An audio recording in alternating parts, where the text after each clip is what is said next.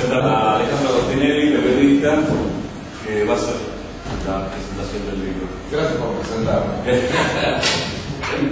¿Cómo les va? Buenas noches. Cuando el amigo Alejandro Borgo me propuso presentar su libro, yo lo primero que dije fue esto, ¿no? Porque a mí. Y cuando fracasaron todos mis intentos por convencerlo de que eran mejores otras personas, entonces ahí dije, bueno, vamos a pensar un poco qué decir acerca no solamente del libro, sino de Ale como escritor, de Ale como músico, de Ale como persona, de su compromiso por sus ideas, sin caer ni en el regodeo, digamos, obvio, por el hecho de que es mi amigo, y tratando también de poner un poco en contexto al personaje para entender un poco de dónde viene, ¿no? Cómo aparece este libro, por qué amigo, o sea, cómo llegó Alejandro a escribir este libro y por qué me parece que vale la pena leerlo, ¿no? Yo a Ale lo conocí en el año 90, bueno, en una situación rara porque unos días antes había mantenido una conversación con un ilusionista, Enrique Márquez, que me comentó que, bueno, nos comunicamos porque yo supe que él estaba en un intento por crear una organización dedicada a la pseudociencia. Me comunico con él, o él nunca estuvo muy claro si él me llama a mí o si yo lo llamo a él. La cuestión es que durante la conversación, él, que es como una especie de rito, era como una especie de rito de iniciación, porque con Enrique había que, por lo menos en las 2 horas de charla, más o menos, encontramos en su casa, y en su casa me encuentro con el señor, con Alejandro Borgo, que, bueno, intercambiamos algunas ideas. Yo venía de la ufología, de la investigación del tema OVNI. Yo sabía que tanto Enrique como Alejandro venían de la parapsicología. En esa reunión, en donde yo me informé un poco de qué se trataba ese proyecto, que ya tenía nombre, se llamaba Centro Argentino para la Investigación y Refutación de la Pseudociencia. Recuerdo que me chocó el nombre, refutación de la pseudociencia, me pareció demasiado. Yo recién hacía poco que creía los platos voladores y ya me hablaban de refutar, no solo refutar, sino de pseudociencia.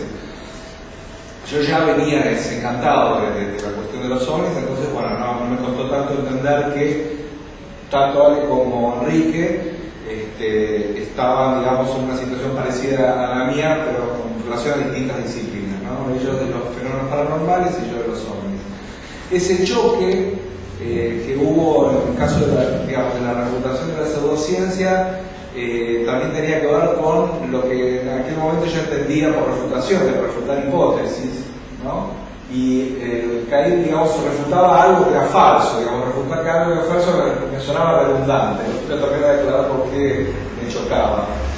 La cuestión es que no conforme con eso, bueno, después de esa reunión donde evidentemente pasé la prueba, participo en una reunión en donde, bueno, ya estábamos con otros integrantes del grupo, entre ellos un tal Colombo aquí presente, y en esa reunión también me entero que se estaba planificando una publicación. Esta publicación, que en aquel momento no tenía nombre, justamente uno de los temas era definir el nombre de la revista.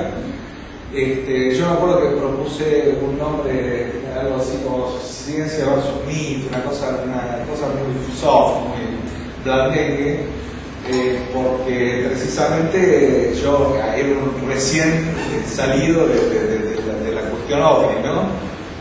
Y cuando nombraron el nombre que finalmente la revista tuvo, el ojo escéptico, a mí me chocó mucho, porque el ojo escéptico era como, qué fuerte, escéptico, ¿cómo que escéptico?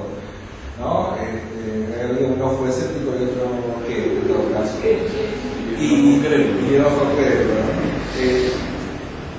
Efectivamente, así se llamó la revista, y con el tiempo, de la cual Alejandro fue el director, Con el tiempo me fui dando cuenta que mis reparos no eran tan razonables, que para empezar un grupo nuevo sobre los cuales había poca experiencia en la Argentina, era importante marcar una diferencia importante, o sea, salir a decir, bueno, nosotros no somos investigadores pro OVNI o investigadores pro parapsicología, sino que nosotros venimos a dar un poco de claridad entre tanta charlatanería. Eran los años 90, en los años 90 había un auge fenomenal de la New Age y había, digamos, y los medios estaban prácticamente dominados por personajes que no recibían ningún tipo de réplica, ¿no?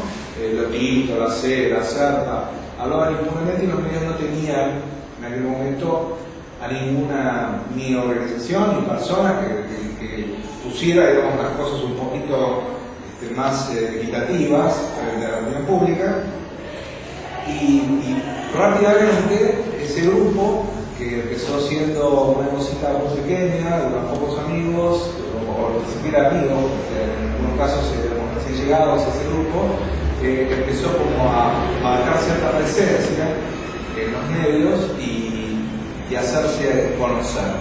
Buena parte del mérito para que ese grupo tuviese visibilidad, lo escéptico hoy sea para algunos círculos una especie de cosa legendaria, se la debemos a Alejandro Borgo, que fue su director.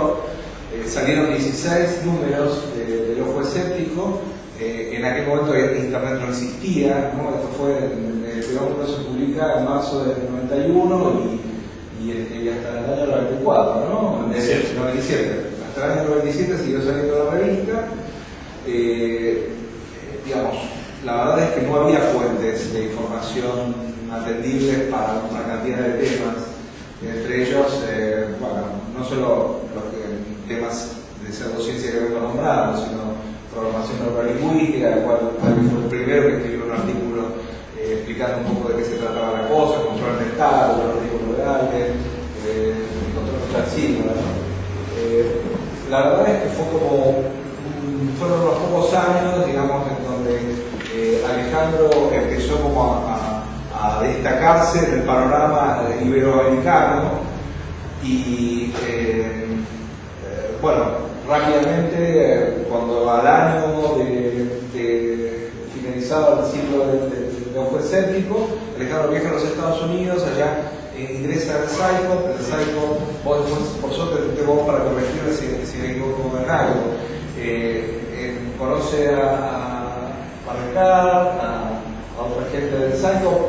Ahí empiezan las conversaciones para hacer una publicación en español dedicada a la identificación de las pseudociencias, que en un principio iba a ser una traducción de la Skeptical Inquirer. Finalmente se hizo algo mucho mejor, o sea, se hizo una revista que se llamó Pensar, que tenía artículos originales, algunas traducciones de Skeptical Inquirer y artículos originales de representantes y colaboradores de distintos países de América Latina y España. La verdad es que se convirtió en una revista de referencia, muy superior a lo que era el Ojo Escéptico, con el apoyo también de Internet. Bueno, fue la primera publicación del site, bueno, que por esa época cambiaba el nombre y pasaba a ser CFI. La primera publicación en español del CFI, el CFI se pudo haber equivocado en muchas cosas, menos en la elección de la persona que se encargó de dirigir la revista. Fueron, creo que, 21 números, ¿no? Hasta que la crisis de hace un par de años se llevó puesta a Pensar, y la verdad es que nos quedamos sin, en el caso de los periodistas interesados en estos asuntos, una fuente de información muy importante y sin un lugar donde escribir también. Bueno, por suerte Internet nos abre muchas posibilidades para seguir publicando. Sigue habiendo, de hecho, CFI Argentina tiene una página en Internet donde se están publicando incluso artículos originales, traducciones originales de Skeptical Inquirer. Y para seguir un poco con Ale, uno de los grandes hitos, tal vez en la calle alguien, como me pasó la primera vez que estaba charlando a la puerta de oficina y un empleado me dice, este chico es el que estaba con la nata, ¿no? ¿Qué hacer? O sea, la gente todavía se acuerda de cuando él tenía, fue cuando tenía 5, ¿no? Eso fue de fines de 1999 a mediados de 2000. Mirá vos, y todavía hay gente que se acuerda, ¿no?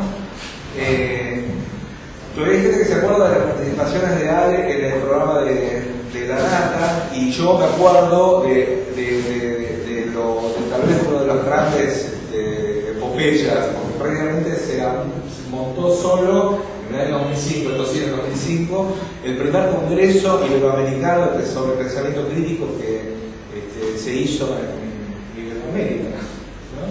El primero, o sea, él logró que estuvieran en Buenos Aires figuras como John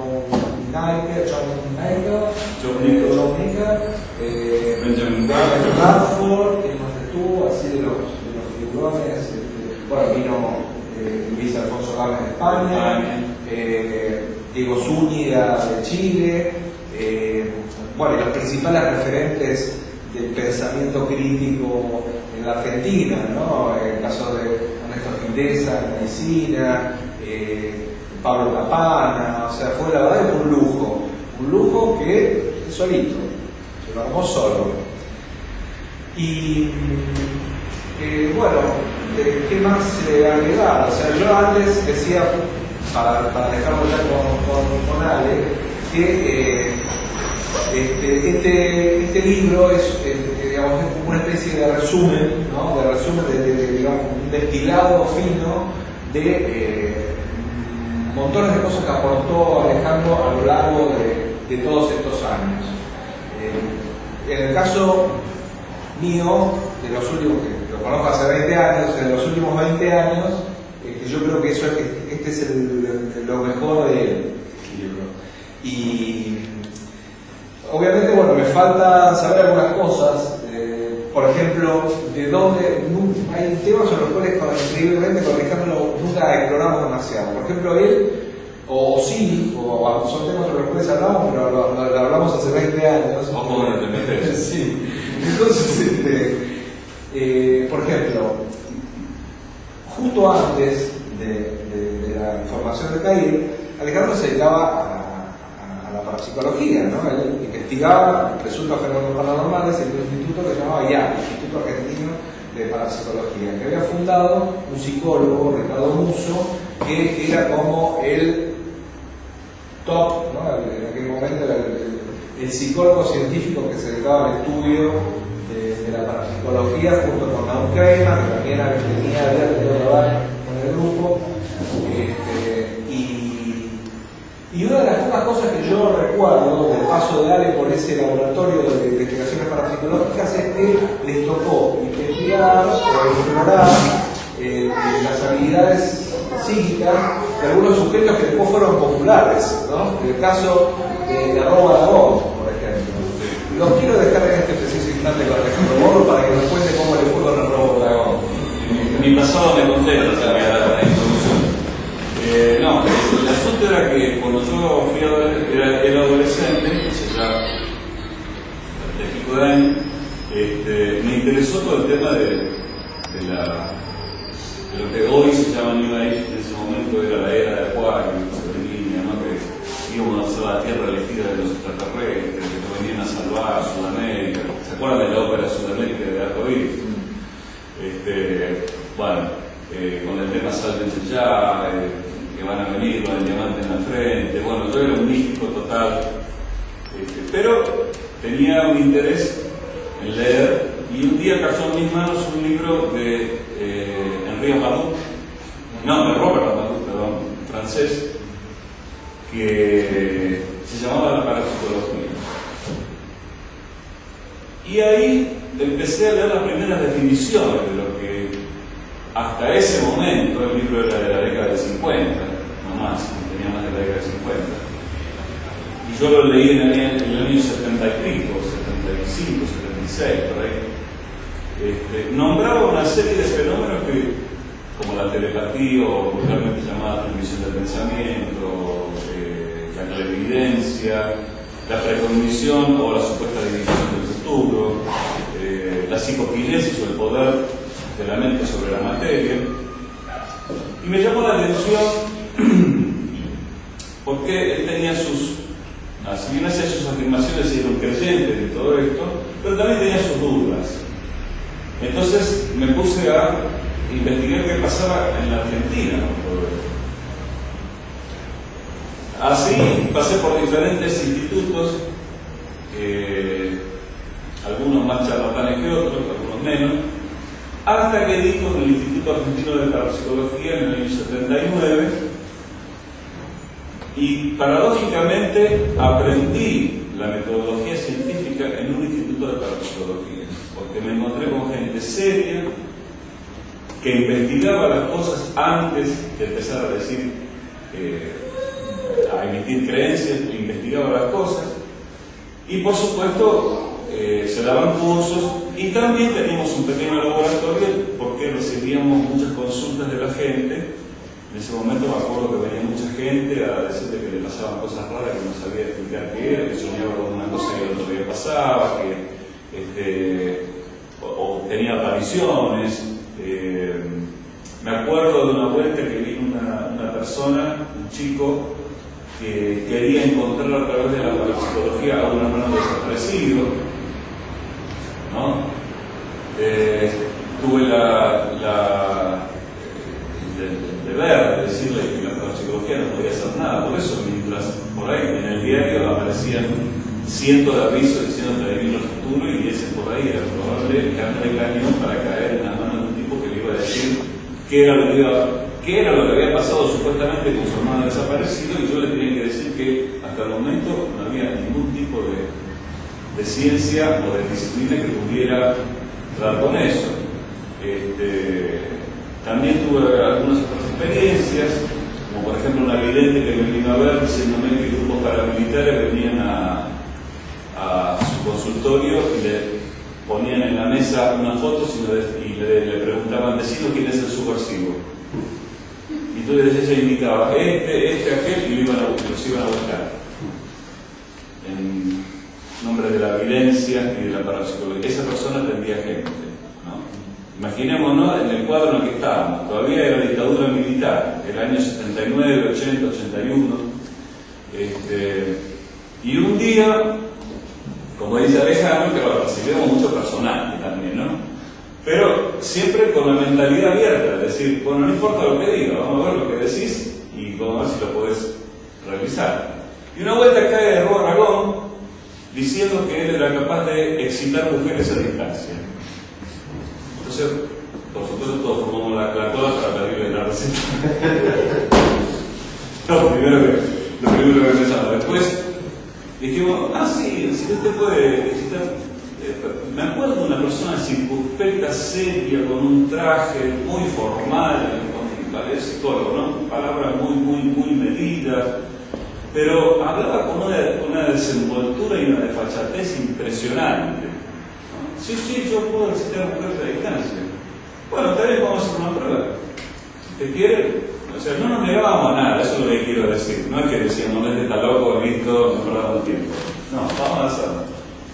Hicimos un par de experiencias, obviamente tuvimos que elegir una mujer que no sabía lo que se sometía. No. La pusimos en un cuarto, ya lo relaté en el congreso, no la quiero hacer muy larga, pero es muy divertido con cosas que así. Entonces la pusimos en un cuarto con un medidor de reflejo psicogalvánico, que es el que mide la conductividad eléctrica de la piel. A mayor excitación, mayor sudoración, entonces conduce más y eso se marca en una aguja que va indicando si la persona se relaja o se excita. Esa mujer estaba de espaldas en una habitación, por supuesto sin saber que nosotros estábamos observando nada, con un investigador.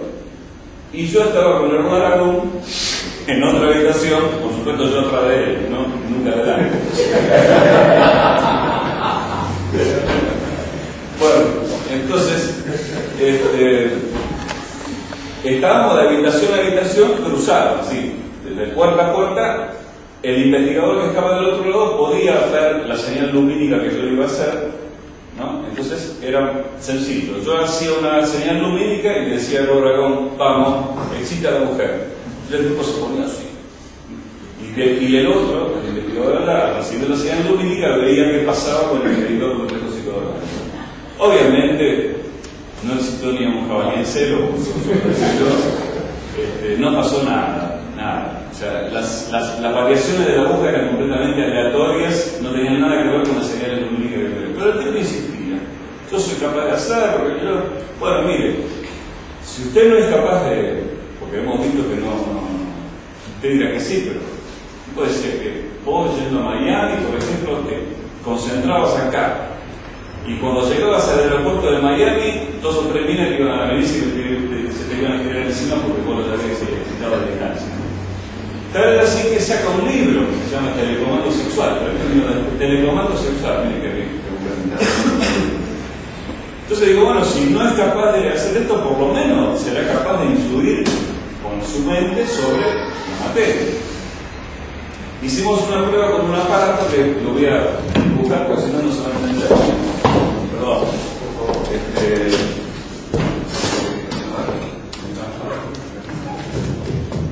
Era así, era más o menos, esto era así.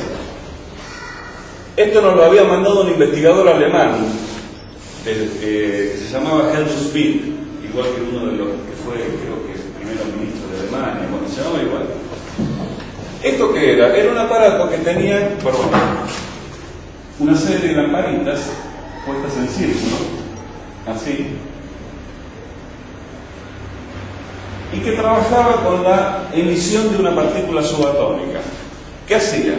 Cuando emitía la partícula subatómica, las luces se prendían en este sentido, en el sentido de las agujas del reloj. Cuando volvía a emitir otra partícula subatómica, el sentido del giro cambiaba. Todos sabemos, o la mayoría sabe, que la emisión de una partícula subatómica es una de las cosas más azarosas que existe en el universo, o sea que es imposible predecir cuándo va a emitir. Bueno. Entonces acá había 2 contadores. Uno que contaba las veces que giraba, la cantidad de luces que se prendían así y la cantidad de luces que se prendían así. Entonces, ¿qué tenía que lograr el sujeto? Que estos 2 números no sean iguales. Porque a grandes números iban a ser iguales, iba a haber la misma cantidad de emisiones, por lo tanto la misma cantidad de giros. Entonces nosotros le decíamos al reloj, bueno, ahora focalícese en que gire en el sentido de las agujas del reloj. Y él se ponía delante del aparato y empezaba, ¿no? Entonces acá corría el contador y corría el contador.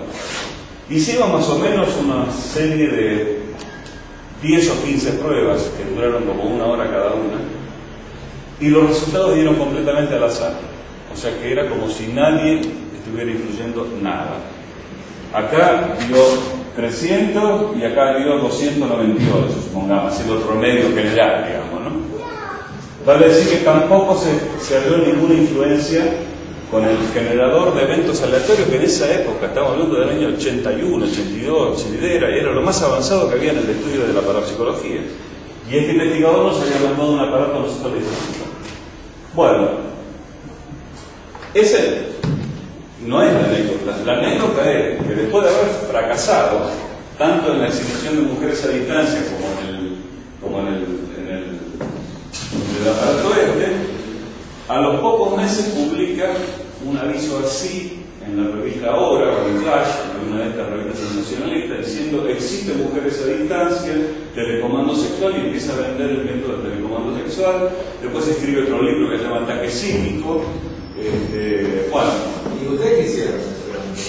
¿Recorrieron estos artículos? No, en ese momento justamente, claro, nosotros pasó al revés. Uno va a un instituto de parapsicología y nosotros nos damos cuenta que cuanto más estudiábamos, menos encontrábamos. Entonces nos fuimos haciendo escépticos, porque no había una sola prueba que publicaran las revistas extranjeras, que nosotros repitiéramos en nuestro laboratorio y que diera resultados. Entonces, como dijo John Pellow, en inglés muy sarcástico, dijo, me parece que la recepción internacional existe solamente en los Estados Unidos. Nosotros no podemos mandar ningún resultado positivo, y los journals de los Estados Unidos venían con cientos de experimentos, claro, se publicaban los que daban resultados, lo que no daban resultados no se publicaba.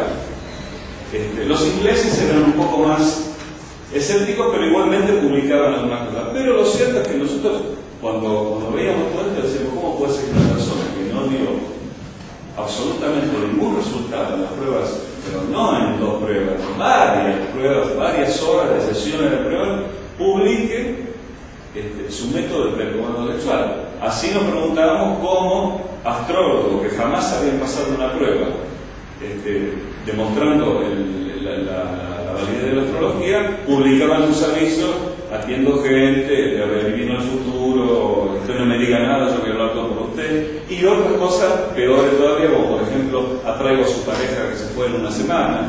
Pero escucha, si se puede dejar ahí, ¿cómo la vas a tener? Eso sería ilegal. O sea, si existiera sería ilegal, porque estoy haciendo volver por métodos ocultos y clandestinos a una persona que no quiere volver, que se arrancó, se fue, ya está. Bueno, entonces, a medida que veíamos todo eso y no encontrábamos a la par ningún resultado, decíamos, bueno, acá hay algo que está fallando, hablamos nosotros o falla todo lo demás. Bueno, en 7 años de investigación, yo estuve en 8, desde el 79 hasta el 87, no encontramos ni una sola persona que pudiera probar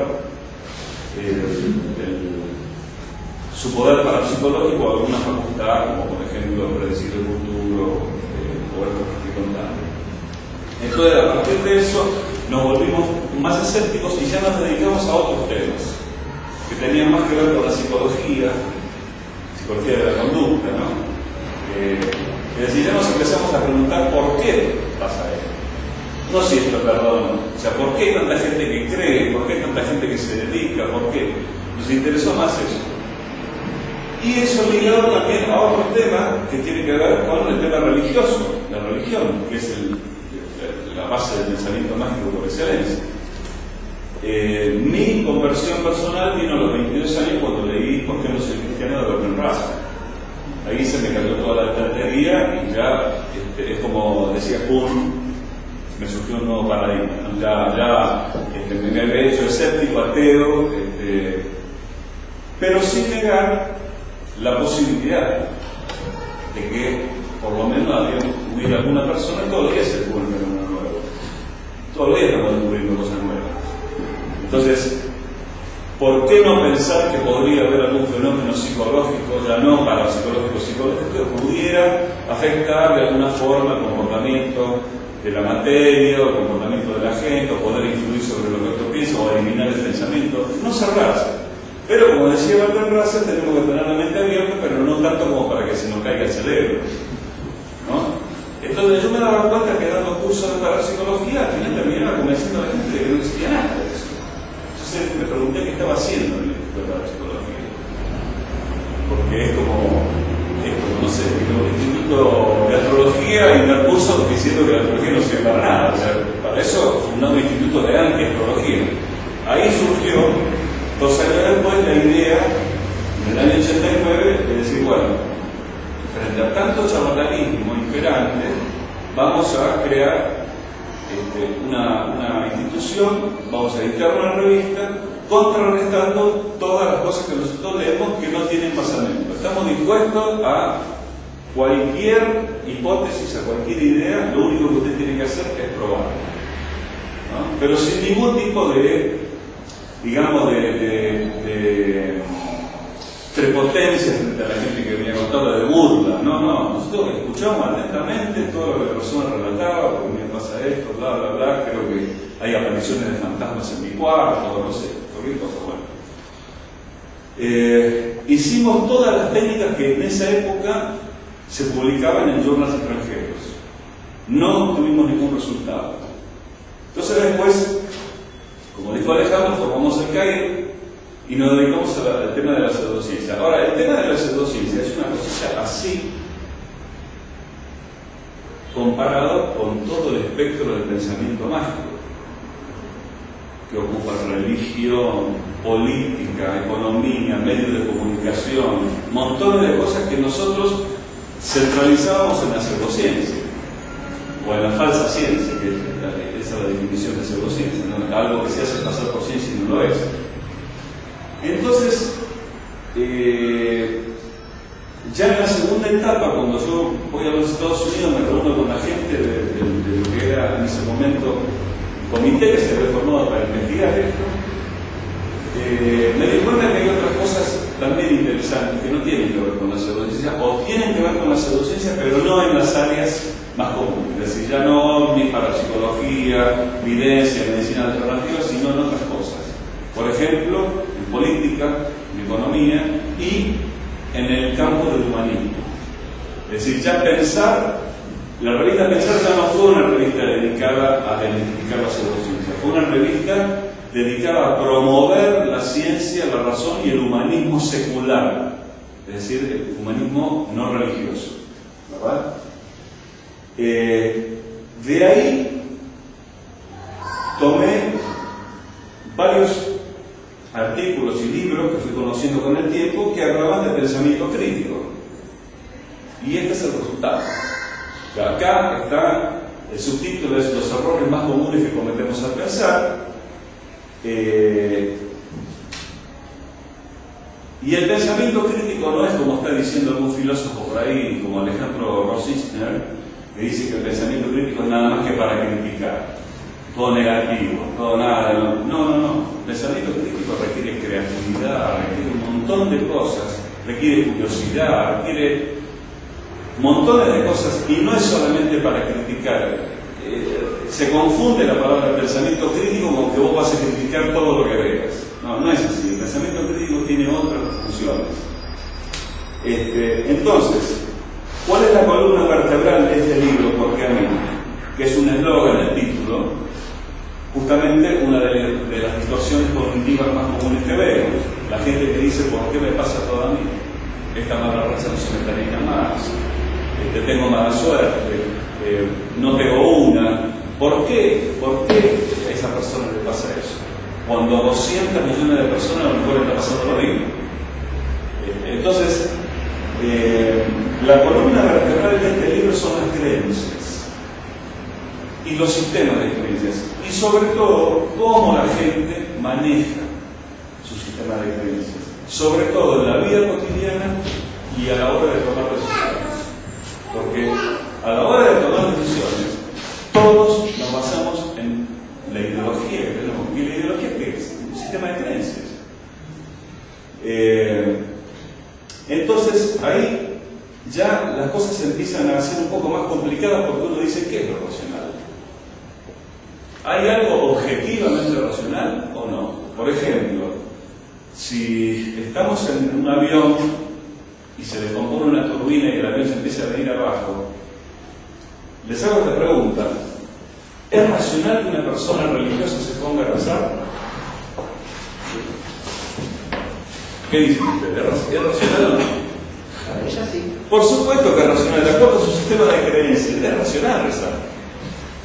O sea que hay una racionalidad que nosotros llamamos objetiva, es decir, por ejemplo, si yo agarro este vaso acá y lo suelto, va a caer. Apuesto 1 contra 100.000 millones que no se va para arriba, se cae.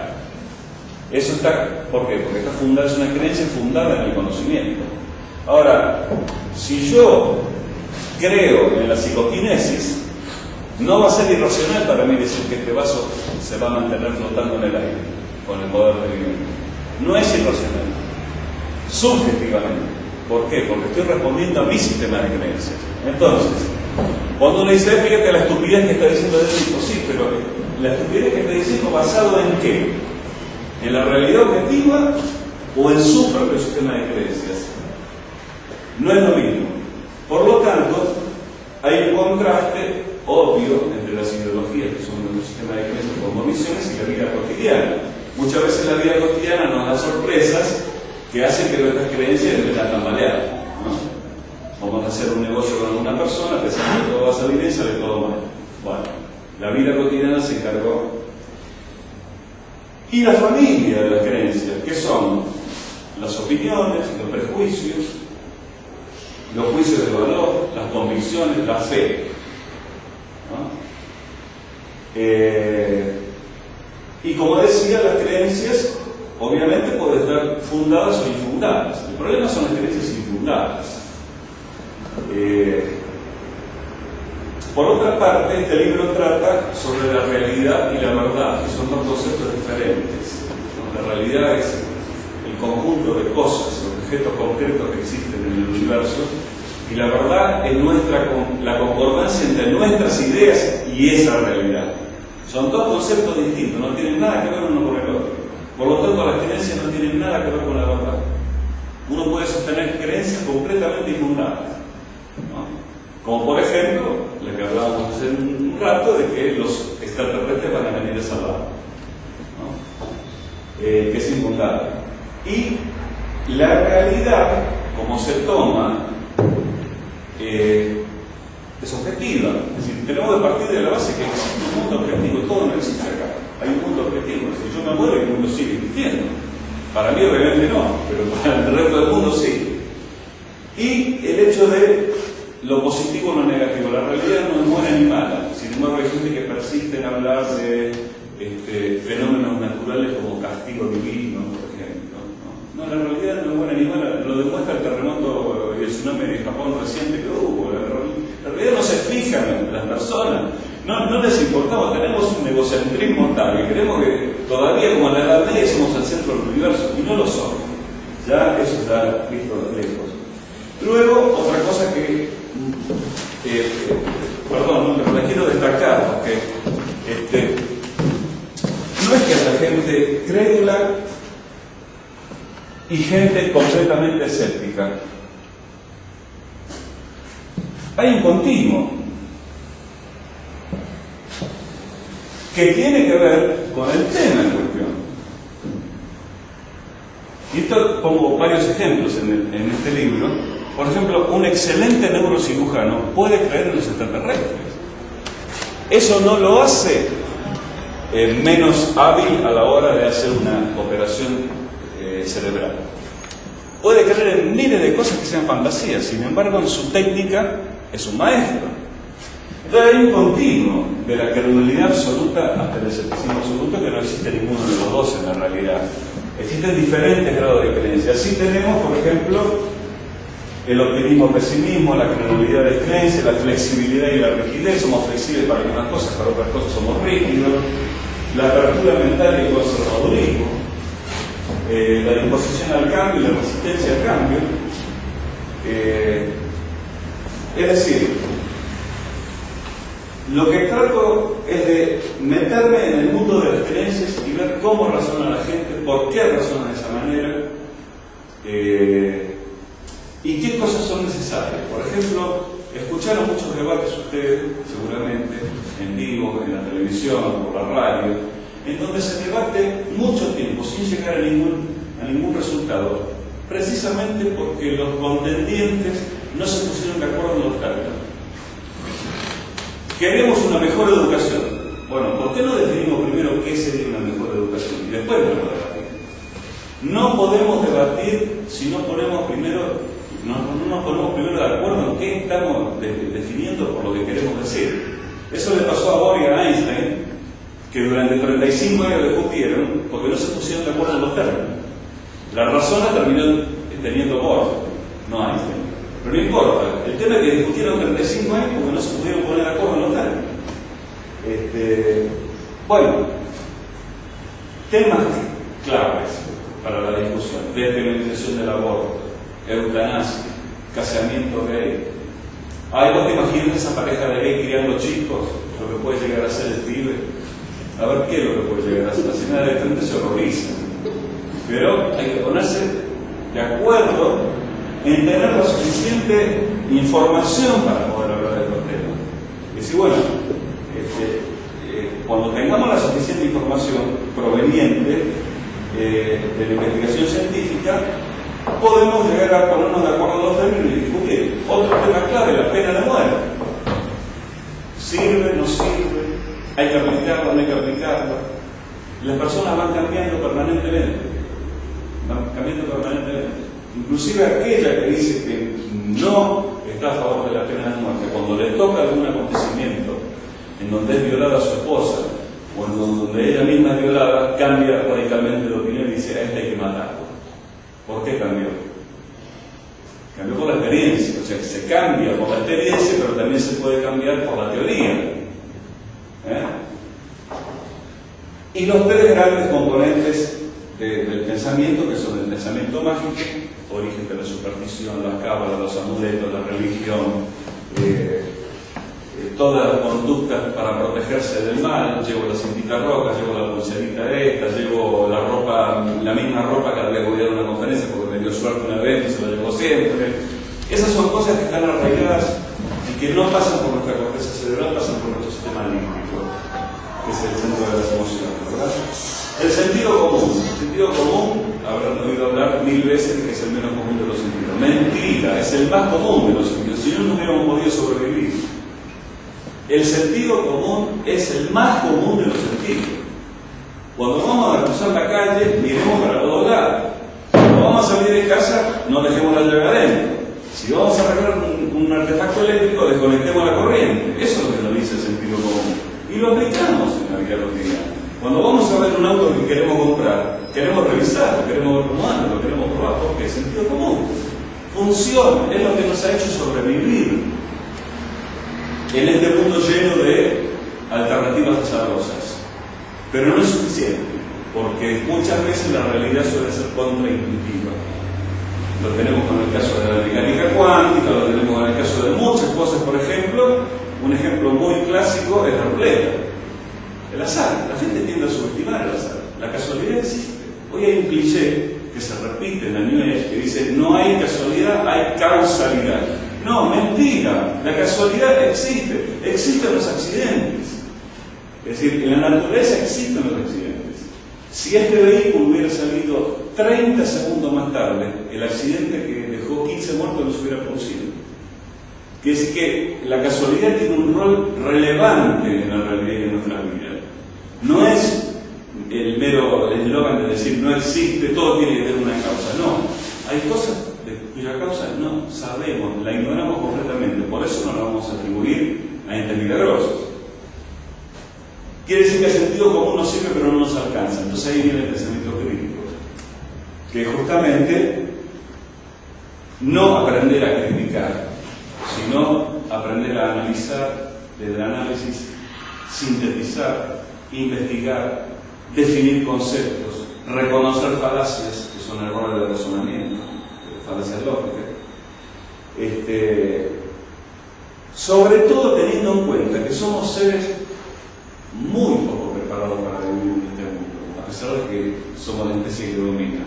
Somos malos observadores, mucho peores que muchos animales, tenemos menos vista, menos oído, corremos a menos velocidad, nuestra munición eréctil nos trae una serie de enfermedades que tienen que ver con los huesos que otros animales no las padecen. Es decir, somos malos observadores. Basta el tema de las ilusiones ópticas. Cuando uno va por la ruta y ve agua allá, no hay agua allá, pero a uno le parece que sí. Si a vos te apostaran, si vos sos un chico de 5 años y te apuestan, ahí hay agua o no agua, puede decir que hay agua. Estás viendo el reflejo. Ilusión óptica. Lo que llamamos pareidolias, ver formas de los rostros en donde no las hay. Por ejemplo, en las nubes, en la luna, aparece una mancha en la pared y es la Virgen María, para el creyente. Para el que no cree, una mancha. Recuerden que se acaba de vender hace unos pocos años una imagen de Cristo en una tostada a $28.000, ¿no? Vemos cosas donde no las hay. Esto que estoy hablando. Una simple luz pasa a ser una nave extraterrestre. O sea, vemos cosas donde no las hay y donde no las hay las vemos. Por ejemplo, no vimos el auto que nos atropelló. Íbamos distraídos pensando en otra cosa y es así, es enorme el auto, mide 2 metros de largo, así grandote, y no lo vimos. Quiere decir que somos malos observadores, tenemos una memoria defectuosa, selectiva. Piensen ustedes en un acontecimiento que pasó hace 20 años, reúnanse con los amigos que lo vivieron y cada uno va a tener una opinión diferente sobre lo que pasó. Y después, las falacias como errores de razonamiento en política, economía, religión y medios de comunicación. El autoengaño, las distorsiones cognitivas, que son pensamientos erróneos que tienen una respuesta emocional negativa generalmente, generalizar, poner etiquetas a las cosas o a las personas, En política y economía está lleno de esto. Basta escuchar un discurso político o un plan económico o ponerse a criticar un plan económico o el discurso de un economista o los medios de comunicación mismos. Recordemos algunas pequeñas frases que se han dicho: la casa está en orden, la gente nunca tuvo más plata que ahora, dijo Martín en 1980. Lo que se olvidó de decir era para cuánto alcanzaba la plata. El que apuesta al dólar pierde, obviamente el que apostó al dólar ganó, eso lo dijo Lorenzo Silón en 1982. En 1000 días vamos a poder tomar agua del riachuelo. Lo que nos dijeron es si podíamos sobrevivir por tomar el agua, pero que podemos. Bueno, no se pudo. El que depositó dólares recibirá dólares. Vamos ganando. Que venga el Principito. Todas las cosas que queríamos escuchar.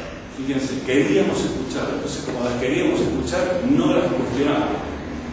Y si las cuestionábamos, corríamos el riesgo de ser tratados de apátridas o de traidores. Y como último, y para cerrar, la educación, la herramienta fundamental, sigue siendo conservadora en la Argentina, autoritaria, la clase redondita, no se puede preguntar, se alienta la respuesta correcta en lugar de la pregunta correcta. ¿Qué mensaje le estamos dando a los chicos que estudian? No preguntes, estudiar, repetir el examen, cosa que yo aboliría ya en este mismo momento, aboliría los exámenes, porque no sirven para raspar el 4 y aprobar, pero no demuestran que alguien sabe del tema. Hay otra forma para demostrar que sabe del tema. Y por último, lo políticamente correcto, que está minando nuestra capacidad de comunicar. Hoy, vieron que hubo una moda de, en vez de decir rico, decir discapacitado. Después salió, en vez de discapacitado, ya era demasiado violento, entonces se dijo personas con capacidades diferentes. Y yo tengo capacidades diferentes. O sea, soy discapacitado en un montón de cosas. Por ejemplo, filmió que durante 25 años hay cosas que ya hoy no puedo hacer. No me pregunten qué, pero hay cosas que no puedo hacer. Y bueno, lo políticamente correcto es una manera de aprender a no comunicarnos, es decir, a no llamar las cosas por su nombre. Cuando no se llaman las cosas por su nombre, entonces ahí no nos ponemos de acuerdo, empezamos a hablar con el feminismo. En vez de decir negro, decimos moreno, afroamericano. ¿Por qué? Si a nosotros mismos también nos llamamos blanco, ¿que hay un problema? ¿Cuál es el problema? No hay ningún problema. Sin embargo, todas estas cosas van haciendo que nuestra capacidad de juicio crítico vaya disminuyendo. Y sin tener en cuenta los eslóganes, como por ejemplo, todos a clase de Macri, que también es un traidor. El famoso llamado group thinking o pensamiento de manada, ¿no? Que trajo que los saltos son holandeses. Y no, hay cosas mucho más graves. Lo que trajo aparejado el Tercer Reich con el nazismo y el estalinismo en la Unión Soviética. Que sí que no son cuestiones nada más que de hablar de ovnis, si el tipo cree en la Virgen o lo que hay cosas que son mucho más peligrosas.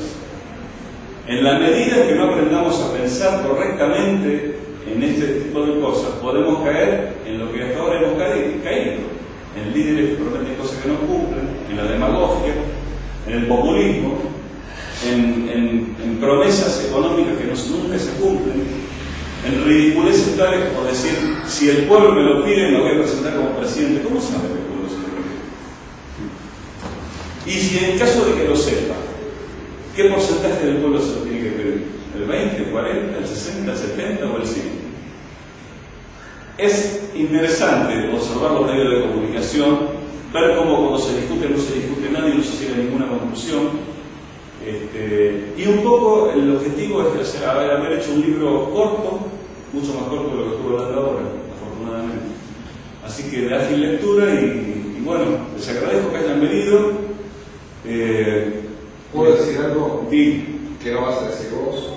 Que este mismo libro vos lo vas a desarrollar acá. Sí. El temario Sí. a partir del 11 de mayo, ¿no? Sí. Les digo la fecha. Un curso de pensamiento crítico que empieza el 11 de mayo. Se llama Creencias, Pseudociencia y Pensamiento Crítico.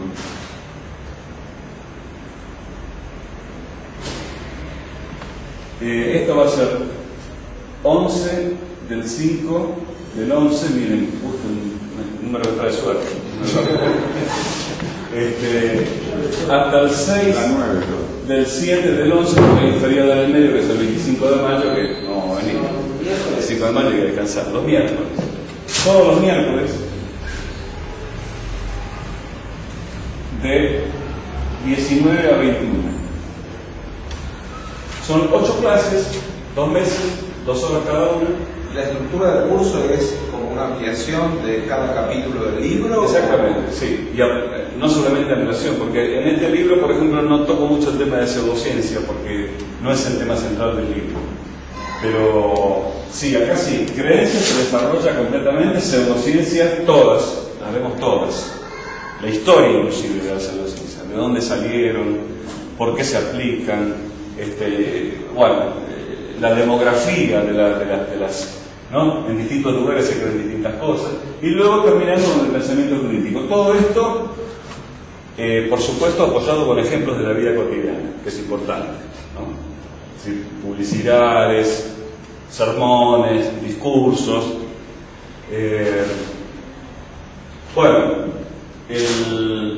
Pueden inscribirse a este número. A ver, Valentino, ayúdame, si me equivoco. Yo te subestimo. ¿Está bien? Ibas a decir vos, todo. Y guarda 816, creo que es 5406. Y después está la página de la Sociedad Científica Argentina donde está el curso. Google, Sociedad Científica Argentina, y está. Bueno, la verdad que es un curso que venimos dando desde el año 2006 y realmente se han formado grupos lindos, con los cuales después hicimos las famosas reuniones de los miércoles, que se mantuvieron con el tiempo y ahora, lamentablemente, por habernos ido de la oficina de acá, se han dejado de hacer, pero el objetivo es ese, enuclear gente que tengan, no el mismo pensamiento, pero sí que por lo menos escuche la otra cara de la moneda, comparta o disienta en estos temas y podamos aprender entre todos. Yo creo que es bastante útil y ameno. Vamos a ver cosas que creo que no han visto en su vida jamás. Avisos, publicidad, cosas que pasadas una atrás de la otra, o sea, si uno se le cuenta como anécdota, sí, pero pasadas una atrás de la otra son realmente apabullantes. Me parece mentira que se hayan dicho las cosas que se dijeron, que se hayan hecho las cosas que se dijeron. Así que les agradezco a todos. Si hay preguntas, comentarios, alguien tiene ganas de traer algún tema en particular, La vida privada, cualquier cosa, lo que sea. Acá se contesta cualquier cosa. No sé si en internet o lo dijiste vos, Alejandro, lo escribiste, que era el primer libro de autoayuda al pensamiento crítico. La verdad, mi duda es, yo también creo ejercitar el pensamiento crítico, pero la verdad que no sé si me ayuda, qué sé yo. Entiendo lo que decías, Alejandro, sobre la masa, la cultura de masa, todo lo negativo de la cultura de masa. Ahora, a nivel personal, qué sé yo, si me sirve. Yo no sé si yo soy más feliz porque yo pienso críticamente que uno, que uno cree cualquier pavada. No, por eso hablábamos del cambio cuando uno tiene que cambiar una ideología, ahí se le viene la encima. Entonces, hay un refrán que dice: nadie es feliz si no es el precio de ser ignorancia. ¿Verdad? Porque ignoro, y soy feliz y me conformo con eso. Nadie puede, yo no sé si me ayuda a ser feliz. Yo lo que creo que a mí personalmente la experiencia me ha demostrado que conocer la realidad es mejor que desconocerla, porque uno se puede manejar mejor, uno tiene más elementos para manejarse al conocer. Es decir, vayamos al conocimiento científico, nos manejamos hace 200 años era impensable un antibiótico, era impensable una computadora, era impensable saber siquiera que había galaxias. Pensemos todo el conocimiento que se adquirió y cómo la bolsa del milagro fue disminuyendo. Entonces, obviamente que hay una parte de la verdad en decir que si uno ignora la realidad puede vivir más feliz dentro de su burbuja. Eso tiene parte de verdad. Pero si a mí me dan a elegir entre las dos, yo elijo vivir con el conocimiento y vivir en la realidad, no vivir fuera de la realidad. Salvo que yo no me dé cuenta, ¿no? De Neo, ¿no? De Matrix, cualquier pastilla elegís. Claro, exactamente. Tenés la opción, o elegir la azul o elegir la roja. Ahora, yo en el tema del autoengaño no creo mucho. ¿En el tema del autoengaño yo no creo mucho. Yo creo que la persona que se autoengaña sabe engañar. Lo que pasa es que se hace la sopa. Es decir, puede decir, yo sé que el cigarrillo no se da, pero uno más que me va a hacer. O sea, se está autoengañando y sabe que está autoengañando. Yo te puedo dar otro ejemplo de lo contrario. Claro. Hace 2 días publiqué en Yahoo una nota sobre Saibaba, ¿no? Desenmascarándolo, refrescando un poco la historia del Saibaba. Había 131 comentarios. A mí me habían dicho, vos mejor no leas, los editores de vos mejor no leas. Los lectores de nuestro sitio hay de todo, digamos. Te vas a deprimir. Yo, masoquista, me puse a leerlos y casi me hundo en un pozo depresivo, porque claro, o sea, en total había 3 o 4 comentarios que me decían cosas horribles. Y mando un mensajito a alguien, por eso que lo que quiero decir es que nadie se inmune. Y en el mensajito yo, una lista de correo que tenemos nosotros con otros amigos, donde él se yo me victimizo y digo, no voy a volver a leer más comentarios, me dijeron cosas horribles. Y Ale me dice, ¿por qué te fijaste en todos los otros comentarios que dicen que el Saibaba es chanta, que no, porque el negro como la pista? Claro, yo estaba deprimido, no voy a decir que Ale me salvó de la depresión, pero porque de ahí a compartirlo en un grupo, pero la verdad que me ayudó, o sea, me ayudó y digo, nadie es inmune, ¿no? a caer en pensamientos falsos. Y bueno, ¿por qué no es el No, que decía que el tema de las pastillas, la roja y la blanca, no convierte también al pensamiento crítico en un gueto más. O sea, el hecho de que haya una verdad, o sea, digo, el hecho de que haya una verdad y una mentira, una pastilla que te lleva a un otro lado, con un pensamiento, no es un lugar más. Yo veo el pensamiento crítico por cómo lo que estás diciendo y por lo que más o menos leí y todo eso, como un lugar inclusive más solitario de la posibilidad de otra pastilla. Digo, el conocimiento es como un paso que se da y que eso no se puede negar. Negarlo es como ya un acto esforzarse.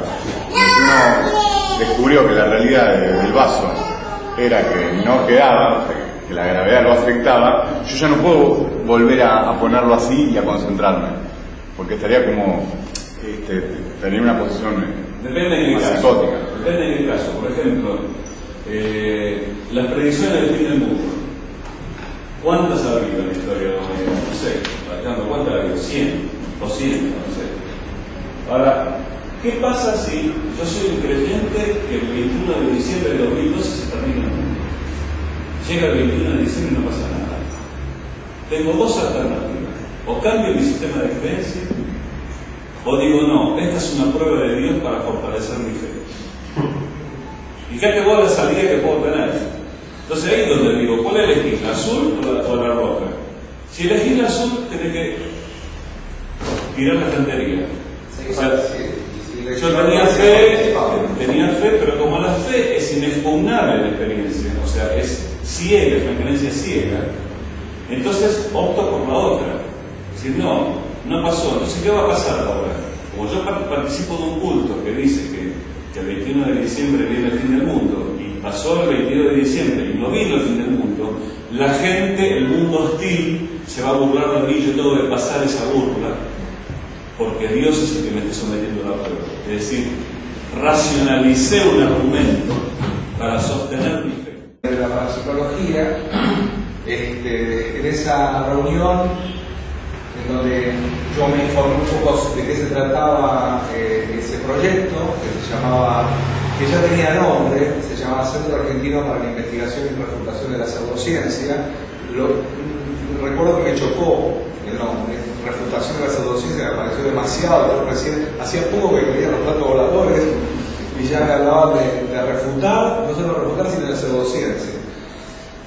Yo ya venía desencantado de la cuestión de los ovnis, entonces bueno, no me costó tanto entender que tanto Ale como Enrique estaban, digamos, en una situación parecida a la mía, pero con relación a distintas disciplinas, ¿no? Ellos de los fenómenos paranormales y yo de los ovnis.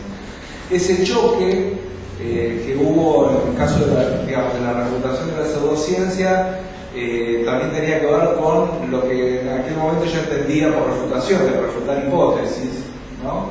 Y que ahí, digamos, refutaba algo que era falso, digamos, refutar que algo que era falso me sonaba redundante, no tuve también a declarar por qué me chocaba. La cuestión es que no conforme con eso, bueno, después de esa reunión donde evidentemente pasé la prueba, participé.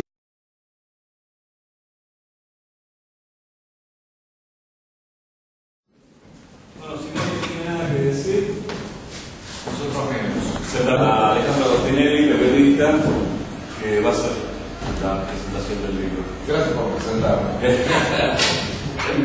¿Cómo les va? Buenas noches. Cuando el amigo Alejandro Borgo me propuso presentar su libro, yo lo primero que dije fue esto, ¿no? Porque a mí. Y cuando fracasaron todos mis intentos por convencerlo de que eran mejores otras personas, entonces ahí dije, bueno, vamos a pensar un poco qué decir acerca no solamente del libro, sino de Ale como escritor, de Ale como músico, de Ale como persona, de su compromiso por sus ideas, sin caer ni en el regodeo, digamos, obvio, por el hecho de que es mi amigo, y tratando también de poner un poco en contexto al personaje para entender un poco de dónde viene, ¿no? Cómo aparece este libro, por qué amigo, o sea, cómo llegó Alejandro a escribir este libro y por qué me parece que vale la pena leerlo, ¿no?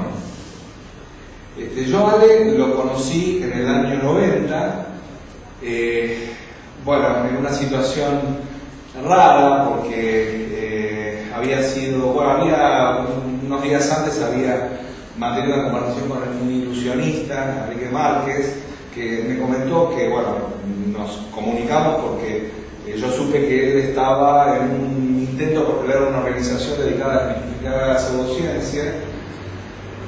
Me comunico con él, o él nunca estuvo muy claro si él me llama a mí o si yo lo llamo a él. La cuestión es que durante la conversación, él, que es como una especie de rito, era como una especie de rito de iniciación, porque con Enrique había que, por lo menos en las 2 horas de charla más o menos, quedamos en encontrarnos en su casa, y en su casa me encuentro con el señor, con Alejandro Borgo, que, bueno, intercambiamos algunas ideas. Yo venía de la ufología, de la investigación del tema OVNI.